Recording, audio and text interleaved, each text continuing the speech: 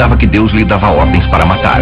Patrick McKay sofreu maus tratos constantes do pai violento e alcoólatra. Wesley Shermantine passou a sua adolescência intimidando as pessoas e abusando das drogas. Gary Stayner foi abusado por um tio quando tinha 11 anos. Quando se trata do mal, às vezes sabemos onde tudo começou, mas nunca se sabe onde termina. Dementes, todos os domingos às 10 da noite, no Investigação Discovery. Léo, especialista em técnicas indígenas. É claro, as portas foram trancadas e as armas carregadas. Mas o que levou Fraser a essa carnificina? Ele estaria predestinado a matar? Fraser teve uma infância muito instável. A intensidade com que ele nos olhava sempre me assustou muito. John Lee Fraser havia nascido para matar? Ele iria de porta em porta como um vendedor. Ding dong, você morreu.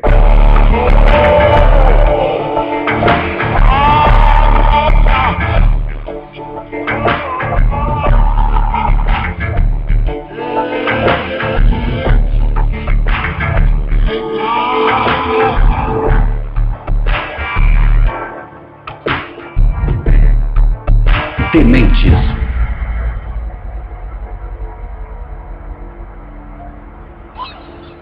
Na década de 1960, Santa Cruz era só mais uma cidade litorânea da Califórnia. Santa Cruz era um modelo de conservadorismo, uma cidade turística, e tinha também aquele calçadão e a praia. Santa Cruz era uma comunidade muito pacata e amigável naquela época. Era uma cidade para aposentados naquela época. Não havia ainda a Universidade da Califórnia, não havia campus lá naquele tempo. Era só uma comunidade pequena e pitoresca. Era um lugar seguro e agradável. Foi nessa comunidade pacífica que a família Ota resolveu se estabelecer. Tragicamente, a paz não durou por muito tempo. O Dr. Ota e sua família eram muito conhecidos na cidade de Santa Cruz. Ele era conhecido além dos limites do condado de Santa Cruz. Ele era um homem distinto e muito respeitado como oftalmologista. Meu pai era uma pessoa que veio de uma família muito pobre e que conseguiu muita coisa sozinho. Ele era uma dessas pessoas que se destacam, ele era bonito e ele era generoso e era um bom amigo. O Dr. Ota era meu oftalmologista e eu me lembro de que ele era um homem muito bom, muito gentil. Minha mãe também veio de uma família de trabalhadores. Ela era da Tchecoslováquia, meu pai era japonês. E na minha casa, o nosso estilo de vida era muito mais para o japonês. Minha mãe também era muito elegante, muito bonita. Bem, é assim que eu me lembro dela. Victor e Virginia Ota tinham o que os seus vizinhos chamavam de família perfeita. A minha irmã mais velha se chamava Taura e tinha 3 anos a mais do que eu. E tinha dons artísticos. Ela era uma linda artista. Ela era modelo também. E eu tinha mais 2 irmãos. O Derek tinha 3 anos a menos que eu e o Tag 4. O Tag era um desses menininhos meigos, o mais fofo da escola. E todos o amavam, ele era lindo. O Derek era o tipo artista mais sombrio. Era um pouco mais pensativo e era complicado. A secretária do doutor, Dorothy Cadwallader, era quase como um membro da família. Minha tia Dorothy era uma mulher maravilhosa, você sabe. A típica norte-americana tradicional, muito trabalhadora. Ela era a mulher mais linda. Tinha uma voz muito suave, perfeita. Ela era... eu simplesmente a idolatrava. Para ficar tudo perfeito, a família Ota construiu a Casa dos Sonhos no sopé da colina de Santa Cruz. Ela foi tão importante como uma pessoa da família. Tanto a casa como sua construção. Os tecidos da casa foram feitos pela minha mão num tear. estava em harmonia com a natureza. Nenhuma árvore foi cortada para construir aquela casa. O Dr. Ota gostava de cenários naturais. Eu me lembro que não havia nada cobrindo as janelas. Ele gostava de olhar para a floresta e ele gostava muito das pedras em volta da casa. Naquele período, não dava para imaginar que algum mal pudesse acontecer. Mas no fim dos anos 60, Santa Cruz mudou para sempre. Os hippies começaram a chegar a essa área aos milhares. Começamos a ver muitas pessoas chegando e querendo viver na natureza. Era muita gente. Alguns cultivavam sua própria comida. Alguns trabalhavam, eram artistas, músicos. Um monte de gente vivendo do seguro-desemprego. E não era só paz e amor. Os anos 60 são conhecidos como a década do amor e das flores, da paz e da harmonia. Mas ela também tem o seu lado sombrio. Naquela época aconteceram revoluções, como a revolução sexual, a política e a psicodélica. Mas uma que não é tão mencionada quanto as outras é a revolução da magia, que aconteceu nos anos 60. Foi um tipo de renascimento do ocultismo. Eu me lembro de que logo aqui em cima havia uma comunidade em que os membros colocavam túnicas brancas e chapéus pontiagudos. Eles cantavam em línguas estranhas e promoviam rituais. Era um comportamento bizarro que assustava as pessoas. Era como se todos tivessem a liberdade no campo da moralidade. No início era muito libertário, mas parece que em algum momento a coisa foi longe disso. Nada poderia ilustrar isso tão bem quanto o caso da comunidade hippie liderada por Charles Manson, que assassinou 8 pessoas em 1969. Mais aterrorizante ainda, entre as vítimas estava a atriz Sharon Tate, grávida de 8 meses. A Califórnia ficou apavorada com os assassinatos de Sharon Tate e do casal LaBianca em Los Angeles, com a gangue de Charles Manson, aparecendo nos jornais e toda a repercussão internacional fez com que as pessoas pensassem, nossa, o que é isso? Houve uma mudança. Foi do clima de paz e amor da geração hippie para uma coisa estranha, assustadora, uma coisa criminosa, mais louca. Logo após os assassinatos liderados por Manson, um crime tenebroso ocorreu em Santa Cruz, o que convenceu a todos que havia outro grupo assassino em atividade na costa oeste norte-americana. O meu pai me falou, eu quero que você fique aqui, pois acharam 5 corpos na piscina. Em 1969, a família Manson havia revelado um lado obscuro da geração hippie. Rumores de práticas estranhas de ocultismo. Falava-se em revolução, e os assassinatos haviam manchado para sempre a geração do paz e amor. E em 1970, ocorreria um novo crime que convenceria muitos de que a sociedade estava prestes a se autodestruir.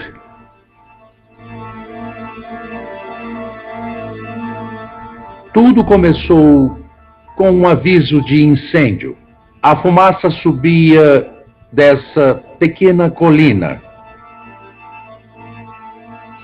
Naquela noite eu tinha uma aula fora das dependências da faculdade. Fizemos uma pausa e ouvi uma sirene tocando.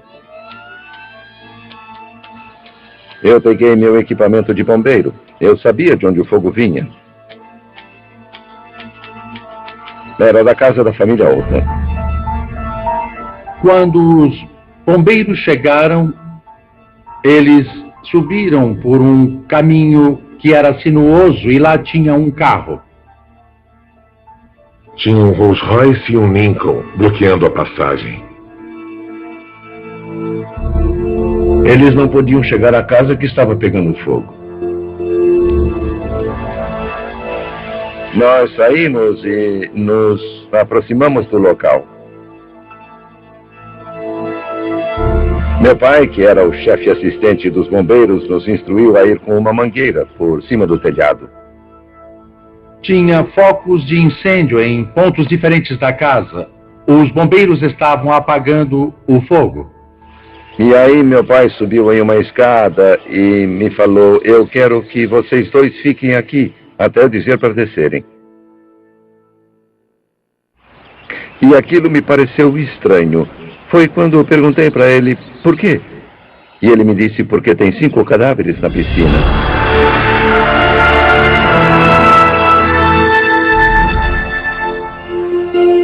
Corpos literalmente estavam boiando na piscina. Foi assustador.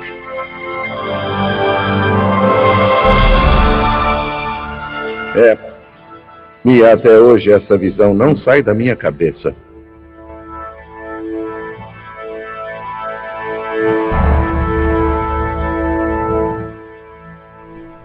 It happened sometime during the dinner hour on the eye surgeon's $150,000 estate. Everyone in the house methodically murdered. The only survivors, the Ota's 2 teenage daughters who were away at school.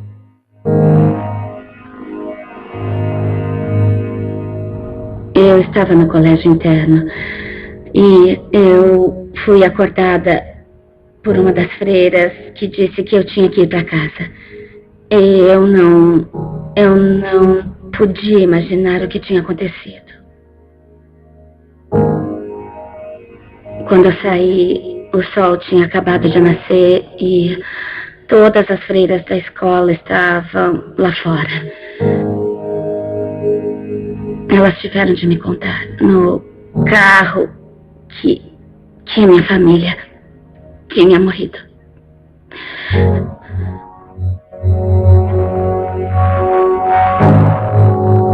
Era inconcebível. Elas tiveram que me contar como foi. 5 pessoas morreram. O Dr. Ota, a esposa, a secretária e 2 de seus filhos. Eles foram executados e foram empurrados ou jogados dentro da piscina. E a casa foi incendiada. O Dr. Ota foi baleado 3 vezes. As 2 mulheres e os 2 meninos foram atingidos cada um por uma bala na cabeça. Todos os corpos foram encontrados na piscina. Eles estavam amarrados em echarpes de seda. Os assassinatos deram início a uma onda de terror que abalou a Califórnia.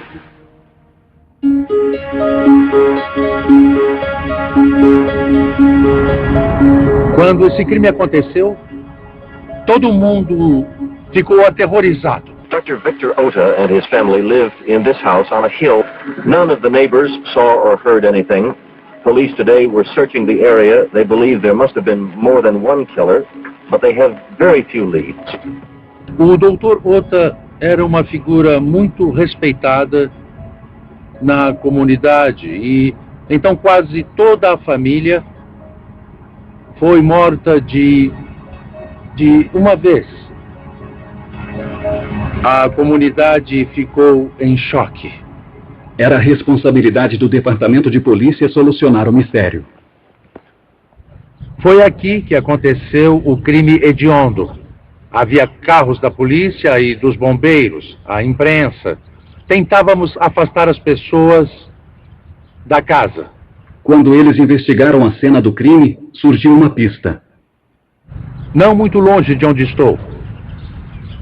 Logo em frente, passando a encosta, estava um dos veículos que impedia o carro dos bombeiros de chegar até o fogo. E sob o limpador de para-brisas, os detetives fizeram uma descoberta arrepiante. There was a weird development in the case. A strange note was found at the scene indicating the killings had been done by a group calling itself the Free People of the Universe, who have declared World War III against anybody who misuses the environment.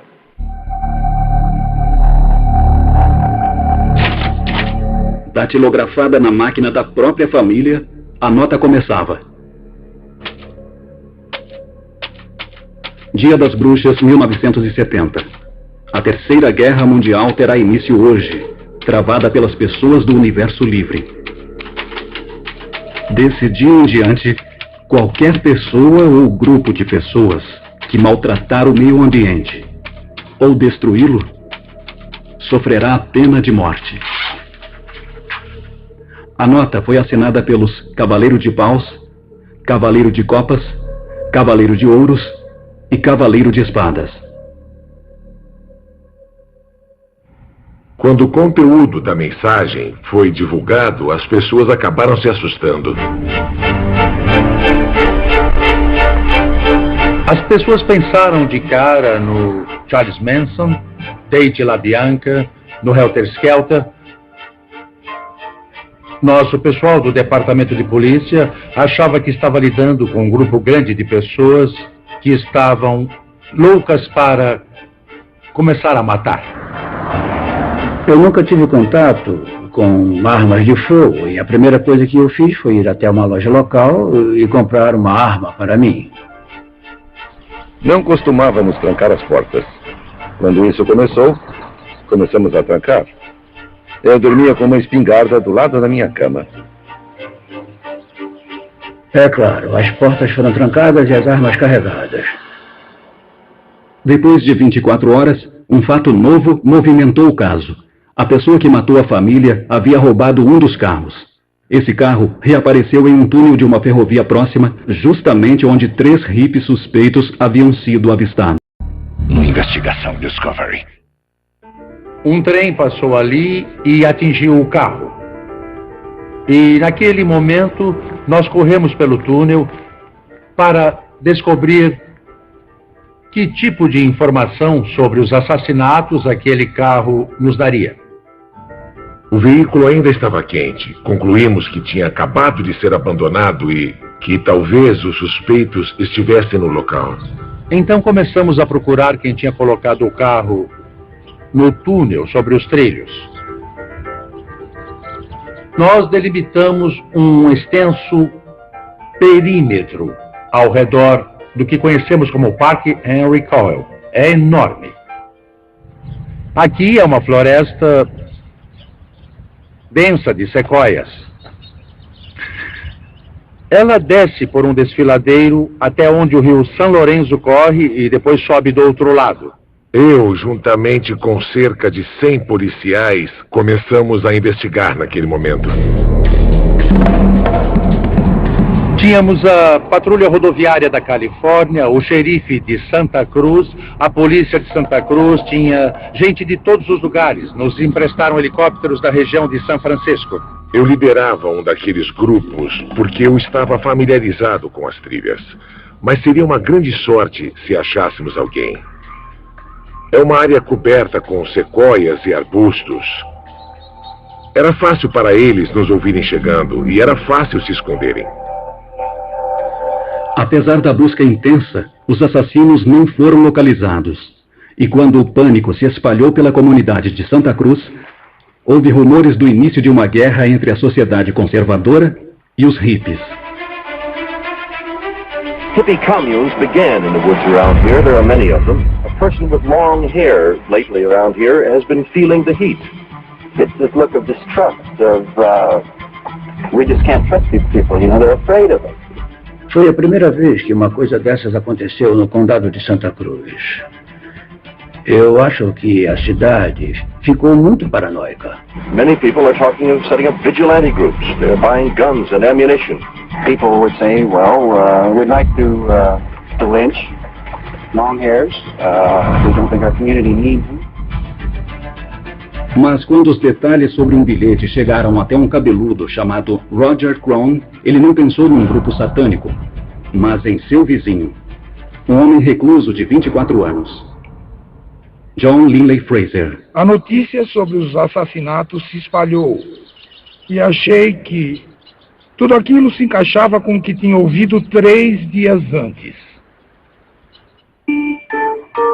Roger e seus amigos viviam em construções agrícolas antigas na floresta, não muito longe da casa da família Ota. O John estava acampado ali naquele chalé, depois do barranco. Ele ficava a maior parte do tempo ausente. Ele era quase como um ermitão, coisa que era muito comum naquela época. Ele queria manter uma imagem. Ele era muito sério e parecia ser cético sobre tudo. Sabe, eu sempre tive um pouco de medo dele. Sempre. Enquanto eu e meu amigo Michael Madden estávamos trabalhando, ele teve uma conversa com as garotas que também moravam na casa. Ele ficou falando sobre o Apocalipse de João e que achava que estava aqui para salvar o meio ambiente e que as pessoas que estavam poluindo o meio ambiente, essas pessoas precisavam ser combatidas. Ou você estaria do lado dele ou teria que ir embora. Contrariando as expectativas, o chamado Pessoas do Universo Livre não era um grupo de fanáticos assassinos, mas um matador solitário em uma missão divina. Ele estava armado e enlouquecido. Depois da mensagem com referências ao ocultismo, toda a Califórnia passou a temer um outro culto assassino hippie parecido com o de Manson. Mas o morador local, Roger Crone, identificou a nota como obra de seu vizinho recluso de 24 anos, John Linley Fraser. Organizaram rapidamente uma busca na propriedade dele. Nos encontramos no departamento do xerife e montamos nossa equipe, falamos sobre quem iríamos procurar, e aí nós fomos para a colina de Soquel.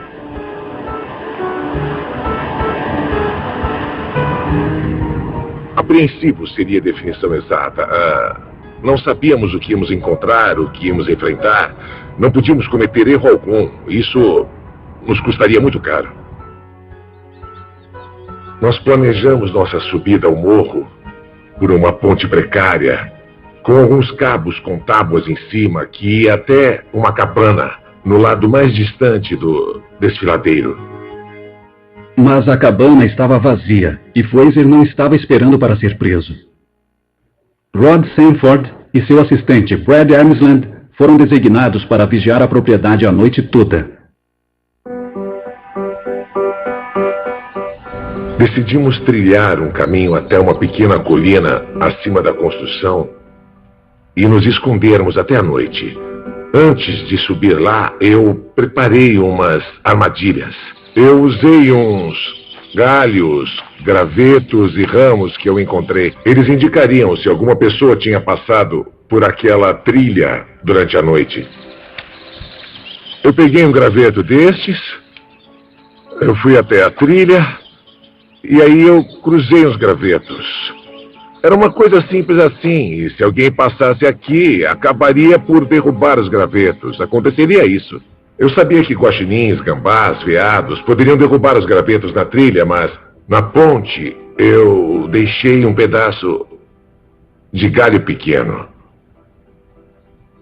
E eu sabia que se alguém passasse ali, os cabos iriam para cima e para baixo. O galho iria cair, e eu saberia que tinha sido uma pessoa e não um animal. E na entrada, do outro lado da cabana, eu montei outra armadilha com pequenos gravetos na porta, que cairiam em nossa direção se a porta fosse aberta.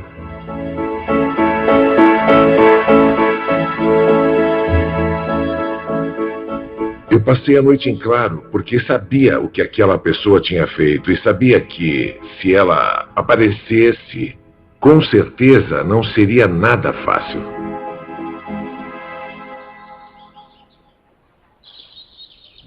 E pela manhã, quando o sol nasceu, saímos para ver as armadilhas na cabana.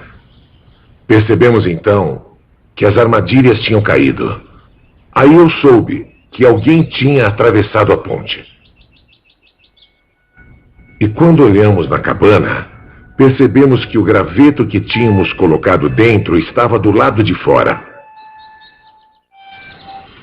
Então soubemos que alguém tinha atravessado a ponte e que a porta tinha sido aberta e fechada. Nosso dilema, então, era quem atravessaria a ponte e quem daria cobertura. Nós discutimos um pouco porque qualquer um que atravessasse aquela ponte seria um alvo fácil. Não havia proteção. Ficaríamos vulneráveis. Eu não sei como isso aconteceu, mas eu fui escolhido para atravessar e o Brad me cobriu. E não foi nada engraçado. Não era uma ponte confiável. Se você pisasse no lugar errado, uma tábua cairia e você iria junto. Tinha que atravessar, sabendo que o cara tinha matado 5 pessoas. Ele devia ter uma arma, e se nos notasse, começaria a atirar, e eu não teria para onde ir. Fiquei imaginando que a porta iria se abrir. Assim que eu atravessei a ponte e me posicionei, o Brad veio atrás. Quando ele chegou aqui, não tínhamos para onde ir. A porta estava aqui. Não tinha nada a fazer a não ser abrir aquela porta rapidamente e atravessá-la. Então, cada um ficou de um lado da porta. Um a empurrou e o outro entrou. O que notamos de imediato é que havia sacos de dormir, talvez uns edredons, mas tinha um punhado de coisas no meio da sala que não estavam lá no dia anterior. Olhei para o Brad e ele me olhou, ele pegou um saco de dormir, o chacoalhou. Eu estava com a espingarda e lá estava o Fraser. Apontei a espingarda para o rosto dele e disse, parado ou atiro. Ele deu um sorriso, me olhou e disse, por que não me dá o que eu mereço?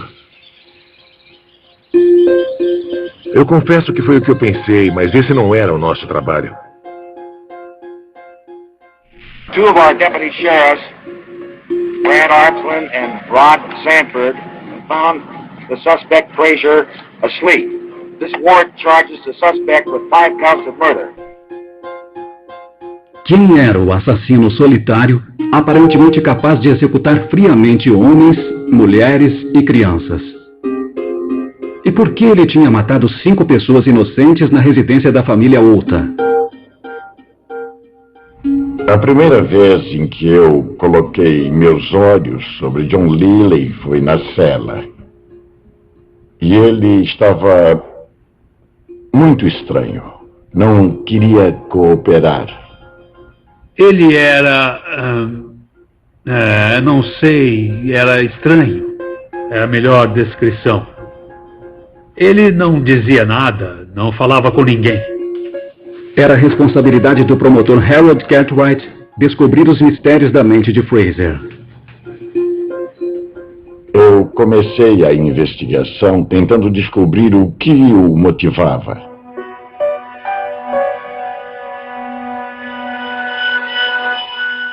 Os pais de John Fraser se separaram quando ele tinha 2 anos.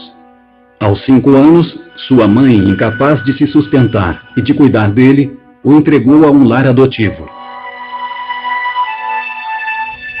Eu acho que o Fraser teve uma infância muito instável, com um sentimento de insegurança. Ele não se sentia seguro. E quando uma criança não se sente segura, ela começa a desenvolver mecanismos de sobrevivência e de adaptação. E às vezes esses mecanismos são inadequados. Eu acredito que ele tinha um temperamento rígido, que é quando alguém não consegue absorver uma frustração ou decepção. E começa a desenvolver raiva. Não é só raiva, a pessoa sente como se tivesse engolido pedras. Quando jovem, Fraser foi sentenciado por arrombamento e fugiu de um reformatório juvenil. No fim de sua adolescência, parecia que ele tinha se acalmado. Ele se casou com Dolores aos 21 anos de idade. E em 1965, tiveram um filho. Eu me lembro de conversar com o antigo chefe dele em uma oficina mecânica. E ele falou muito bem de John. Disse que era um mecânico excelente. Mas com pouco mais de 20 anos, Fraser começou a mudar. Em 1969, sua esposa notou que ele estava tendo alucinações.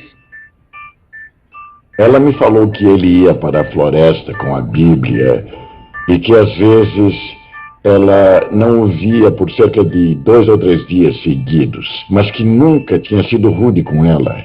Ele é esquizofrenia.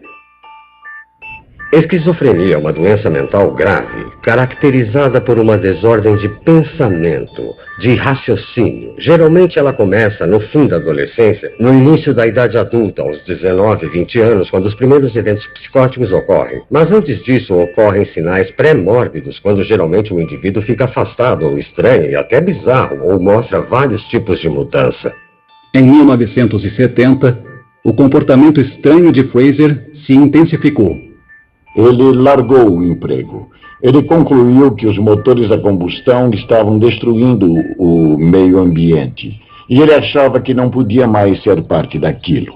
No dia da independência, 3 meses antes dos assassinatos na casa da família Ota, Fraser se separou de sua família e começou a viver em um estábulo em ruínas, na floresta. Lá, ele desenvolveu obsessões e ideias sinistras sobre coisas como ocultismo, numerologia, levitação e as mensagens reveladoras do livro do Apocalipse. Ele pode ter tido o que chamamos de transtorno de personalidade esquizoide, no qual as ideias sobre magia faziam parte do processo. Ele estava envolvido com o tarô. E naquele momento o movimento hippie estava se voltando cada vez mais para filosofias espiritualistas. Ele não tinha ninguém lúcido ao lado dele. O vizinho Roger Crone estava preocupado com o comportamento estranho de Fraser. 2 pessoas se casaram enquanto vivíamos aqui e fizeram a cerimônia lá no topo. E o John apareceu vestindo uma bandeira americana. Aquilo era um sinal de que ele era um pouco estranho. John era um tipo recluso, uma pessoa difícil de se relacionar. Ele era intimidador. Ele tinha um olhar frio. A intensidade com que ele nos olhava sempre me assustou muito. Fraser se escondeu em sua cabana na floresta da Califórnia, protegido por uma encosta íngreme e uma ponte intencionalmente precária. Havia rumores de que a cabana tinha armadilhas contra intrusos. Eu nunca vim até essa parte da propriedade. Por isso eu nunca fui vítima de suas armadilhas. Ele era paranoico. Mas Fraser não era só estranho. Ele achava que tinha uma missão. E seu plano assombrou a todos que o ouviram. Ele teve uma epifania. Ele estava lendo a Bíblia, o livro do Apocalipse. Ele achava que tinha a missão de salvar o planeta. Ele me explicou que Deus tinha falado com ele. Que ele era o escolhido para restaurar a Terra ao seu estado natural. Isso significava destruir todos os veículos e construções da Terra. O seu trabalho, segundo as instruções de Deus, era dar a todos os chefes de família a opção entre juntar-se ao exército de Deus ou morrer. Ele iria de porta em porta como um vendedor. Ding-dong, você tá morto. A risada que ele dava no final dessa frase era o que mais assustava. Em outubro de 1970, perto do Dia das Bruxas, Fraser havia decidido que era hora de cumprir sua missão divina. O que aconteceu foi que John Linley Fraser viu evidências de materialismo na família Ota. A casa deles era muito grande, tinha uma piscina, era opulenta. Eles tinham muitos carros. Em uma colina, a quase 1 quilômetro da cabana em ruínas, ficava a casa dos sonhos da família Ota. Quando chegou, ele encontrou a senhora Ota e o filho mais novo. Ele encontrou echarpes e a amarrou. Fez a mesma coisa com o garotinho. E eles esperaram. Em seguida, Dorothy Cadwallader, que trabalhava para o médico, trouxe o garoto mais velho da escola. E ele fez o mesmo procedimento novamente. E quando o Dr. Ota chegou, ele amarrou as mãos dele nas costas. Explicou que havia sido instruído por Deus a fazer aquilo. Ele o tinha sob sua mira e queria que o Sr. Ota, o chefe da família, se juntasse a ele queimando a casa. Era claro que o Dr. Ota não iria incendiar a casa. Então, o Dr. Ota o chamou de louco, estúpido, hippie, drogado, ou seja, ele não colaborou. Então, em dado momento, ele empurrou o Dr. Ota para dentro da piscina. Ele usou a rede de limpeza para empurrá-lo para baixo e para cima, tentando convencê-lo a se juntar ao exército de Deus. Depois de algum tempo na cabeça de Fraser, ele havia convencido o médico, e então estendeu a mão para puxar o Dr. Ota para fora da piscina. Mas o Dr. Ota tentou puxá-lo para dentro da piscina, mas não conseguiu. E naquele momento, Fraser atirou no médico. Então ele entrou, pegou a esposa, levou-a para fora e a executou. Depois, Dorothy Cadwallader. Ele a executou. Ele falou o quanto foi difícil para ele matar os garotos. Ele falou que teve uma discussão com Deus. Por que os garotos devem morrer? Eles são inocentes, não fizeram nada de errado, eles não fizeram mal à natureza. Mas Deus insistiu que eles deveriam morrer. Fraser atirou na cabeça dos 2 meninos.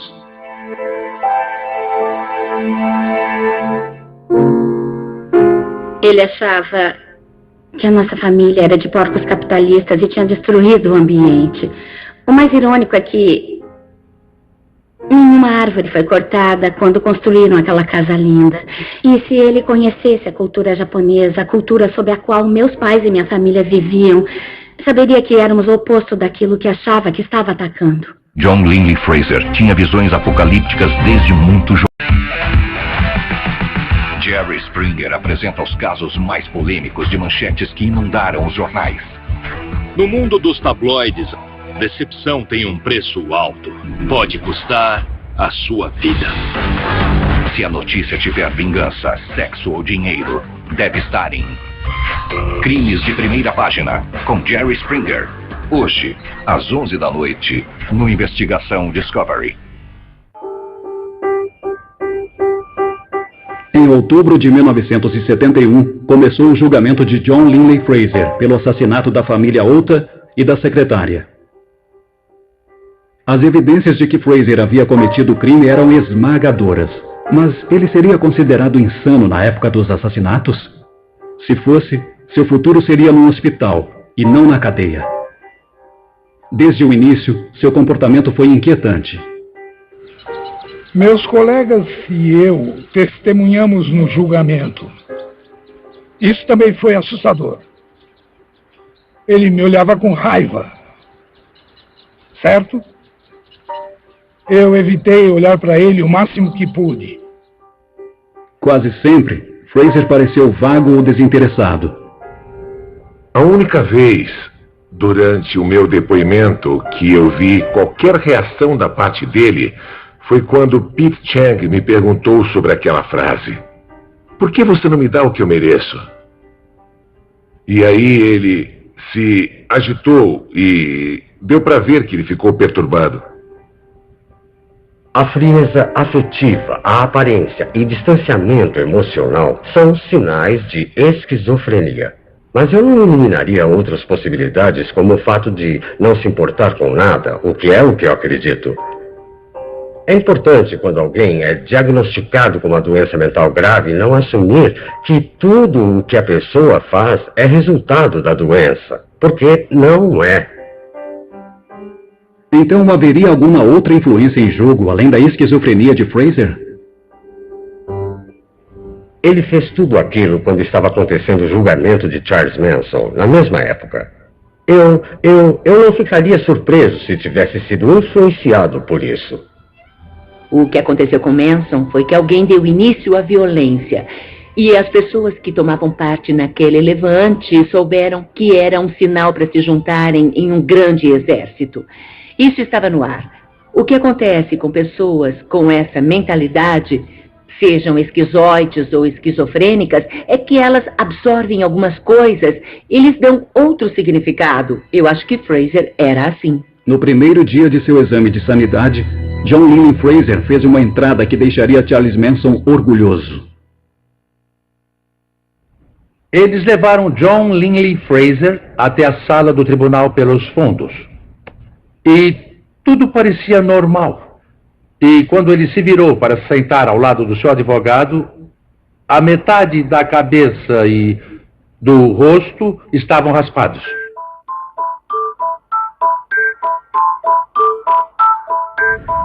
Ele tinha raspado do meio do nariz até o topo da cabeça e cortado até a barba. Raspado uma sobrancelha, um lado do rosto e um lado da cabeça. Tudo raspado. Ele se sentava à mesa e virava para um lado e dava uma perspectiva para o público. E ele se virava para o outro lado e revelava outra pessoa. É claro que a imprensa começou a falar de um conflito entre o bem e o mal. Na minha opinião, aquilo não ajudou nada em sua defesa. Por fim, nós decidimos que seria melhor se ele raspasse tudo, em vez de ficar agindo como esquizofrênico, que era o que ele queria. Fraser falou para algumas pessoas que preferia ir para a câmara de gás do que passar por uma lavagem cerebral fascista. Esse foi um dos aspectos mais interessantes do julgamento. Ele não queria ser considerado insano. Ele era um psicopata tentando parecer são, fingindo ser uma pessoa normal que tentava convencer o júri que estava fingindo ser psicótico. Assim eles o condenariam e o mandariam para a prisão e não para uma instituição psiquiátrica. Fraser conseguiu o que queria. Ele foi considerado legalmente imputável na época que cometeu os crimes e recebeu sentença de morte, depois alterada para prisão perpétua. Mas ele estava predestinado a se tornar um assassino? John Linley Fraser havia nascido para matar? Eu não acho que John Linley Fraser nasceu para matar. Eu acho que, apesar de sua doença, se ele não tivesse outras influências, principalmente culturais, ele teria feito qualquer outra coisa da vida, menos ter cometido esse crime violento. Então, não, eu acho que, na verdade, foram várias influências externas que o acabaram levando a cometer toda aquela violência em vez de um problema físico. Foi um processo. Ele ficou doente e, com o passar do tempo, ele ficou cada vez pior. E, infelizmente, ele não teve ajuda e tudo acabou em tragédia. Fiquei furiosa com a situação. Fico furiosa por não ter minha família. O que mais me fez sentir raiva é que eles sofreram. E é por isso que eu fico furiosa, nervosa e triste, mas eu não me sinto assim por ele. Isso não é natural para mim. Quem escolheria tudo aquilo? Quem escolheria ter nascido daquele jeito? Ninguém escolhe ter um problema assim nos cromossomos, no DNA, um problema que o faça cometer um crime como esse que ele cometeu. Em agosto de 2009, depois de 39 anos atrás das grades, John Linley Fraser se enforcou em sua cela. Minha impressão é que ele ficou horrorizado por saber que era capaz de fazer uma coisa dessas. Mas, ao mesmo tempo,